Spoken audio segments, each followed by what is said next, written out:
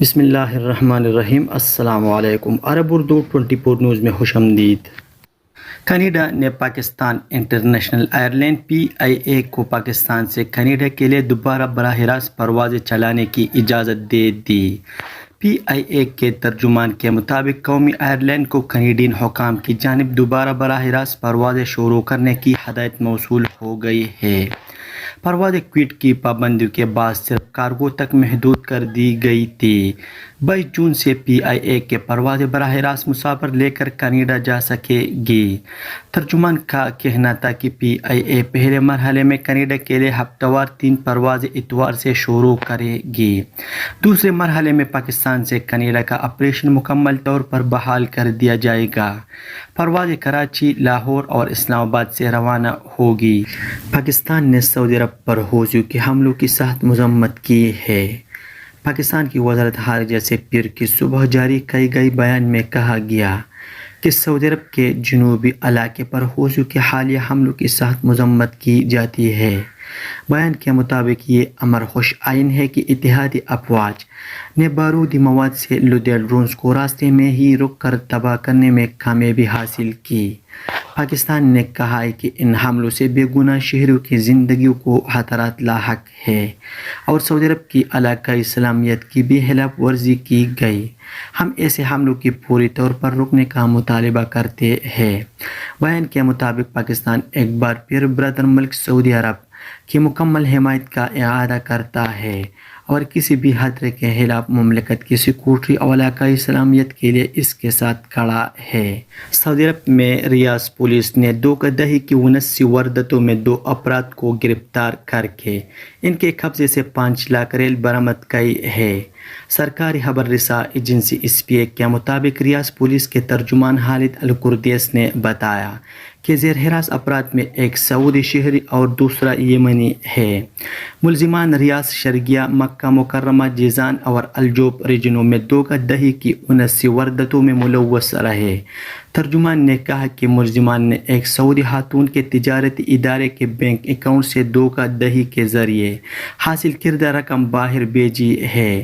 دونوں 2 کے بازو کو حراست میں لے کر مقدمہ درج کر کے پبلک پراسیکیوشن کے حوالے کر دیا گیا۔ سعودی عرب میں وزارت اسلامی امور و دعوت رہنمائی کے انسپکٹر نے ایک ہفتے کے دوران مملکت بھر میں چھوٹی بڑی مساجد پر 23,000 سے زیادہ تفتیشی کارروائیاں کی ہیں۔ تفتیشی کارروائیوں کا مقصد کورونا وائرس کو پھیلنے سے روکنے کے لیے SOPs پر عمل درآمد کا پتہ لگانا تھا۔ وزارت اسلامی امور مساجد میں صحت و سلامتی کا معیار برقرار رکھنے کے لیے مختلف اقدامات کر رہی ہے۔ سرکاری خبر رساں SPA کے مطابق وزارت اسلامی امور نے بیان میں کہا کہ آئندہ بھی تفتیشی دورے جاری رہے گی۔ وزارت تمام خلاف ورزیوں کی رپورٹ لینے کے لیے فیلڈ ٹیمیں تشکیل دے ہوئے ہے۔ یہ روزانہ کی بنیاد پر رپورٹیں دیتی ہے اور خلاف ورزی ریکارڈ پر آنے کی صورت میں قانونی کارروائی کرائی جاتی ہے۔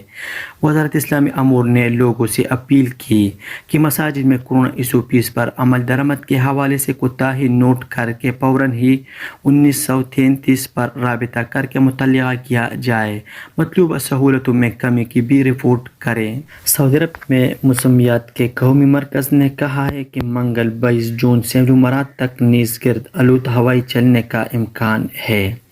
سبق ویب سائٹ کے مطابق مشرقی ریجن اور ریاض کے متعدد مقامات گرد آلود ہواؤں کی زد میں ہوں گے۔ ان کا سلسلہ نجران تک پھیل جائے گا، جبکہ عسیر اور باہ کے مشرقی علاقے بھی متاثر ہوں گے۔ قومی مرکز نے بتایا کہ گرد آلود ہواؤں کے اثرات مدینہ منورہ اور مکہ مکرمہ ریجنوں تک پھیل جائیں گے۔ ان دونوں ریجنوں کے ساحلی مقامات خاص طور پر متاثر ہوں گے۔ بیان میں موسمیات کے قومی مرکز نے توقع ظاہر کی کہ منگل کو جیزان، عسیر اور باہ کے بالائی علاقوں متعلقہ ابر آلود رہے گا۔ وقفے وقفے سے گرد چمک کے ساتھ بارش کا امکان ہے۔ اجل ویب سائٹ کے مطابق موسمیات کے مرکز کا کہنا ہے کہ منگل کو مکہ مکرمہ اور مدینہ منورہ کے ساحلی مقامات پر تیز گرد آلود ہوائیں چلیں گی۔ قومی مرکز نے بتایا کہ بحیرہ احمر میں ہواؤں کا رخ شمال مغرب سے مغرب کی جانب ہوگا۔ ہواؤں کی فی گھنٹہ رفتار 42 کلومیٹر تک ہوگی۔ لہریں 2.5 میٹر تک اونچی ہوگی۔ خلیج عرب کے حوالے سے قومی مرکز نے بتایا کہ 20 سے 38 کلومیٹر فی گھنٹے کی رفتار سے شمال سے مغرب کی جانب ہوائیں چلے گی۔ ظہر کے بعد ہواؤں کا رخ بدل جائے گا، شمال سے مشرق کی جانب چلنے لگے گی۔